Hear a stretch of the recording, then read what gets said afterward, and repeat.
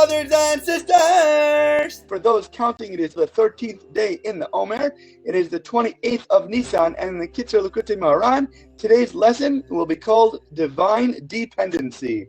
Anyone who needs others for his livelihood, or even if he has his own livelihood, but he has a craving for honor and esteem, which is also a form of needing other people, since he needs their honor and esteem, such a person is liable to fall into great falsehood during prayer. More specifically, he may make false movements while he's praying to impress other people due to the fact that he needs them for livelihood or for honor or the like. Even if a person has a certain degree of piety and he is not a complete fraud and imposter, nevertheless, when he needs other people for something, it is extremely difficult for him to pray with absolute honesty and sincerity. For even though he'd be too ashamed of himself to purposely put on false airs while he's praying, and he wants to pray honestly, his truth ends up being most abundant indeed. In other words, such a person deceives himself and makes some gesture or claps his hands or the like in order to impress other people for their money, for their honor, and so on. Meanwhile, he deceives himself and finds some pretext in his own mind as to why he really does need to make the gestures while he is praying, thereby covering over his falseness with a veneer of truth. We have to understand that everything in this world comes from God. Whatever we do, whatever actions, whatever type of work that we're involved in, nothing comes from another person. Nothing comes directly from a boss. It is all Hashem using messengers to bring us what He wants us to have. And we should never worry about who we have to try to impress to try to get something, because it's all from Hashem, from Him.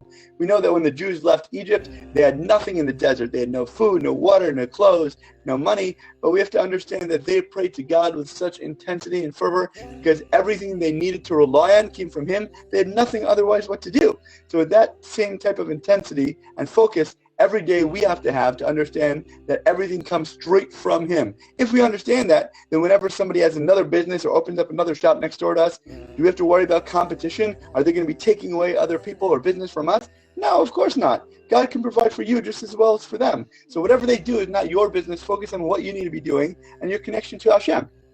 But the prober of hearts knows that this is not truth, because the truth is one thing alone, to pray to God alone, with no ulterior motives whatsoever. Therefore, a person who needs other people for something finds it very difficult to pray in public, since in public he is overcome by all kinds of insincerity and deceptions that are glazed over with truth. Thus, a person must be careful while he is praying, or while he's engaged in some other devotion, that at least then he should not be in the category of a person who needs other people. Rather, he should genuinely put his hope and trust in the Lord, his God, and not think of any person or any creature at all while he is praying. Then he'll be able to stand among thousands of people and still pray honestly to God alone. This is the interpretation of the verse, I will pray to God with my life, from Psalms 146:2.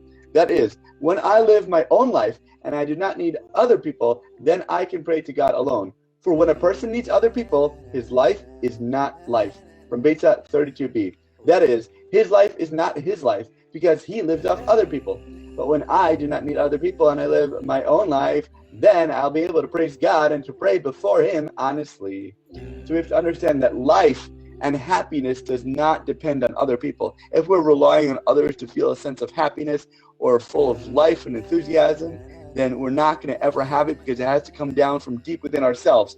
If you rely on other people, then when something happens or it doesn't go your way or you don't have a good interaction with them, people become depressed. They go into states of feeling unhappy because they're relying on somewhere else. But if it comes from within, your connection to God, you never lose that, and it's so strong.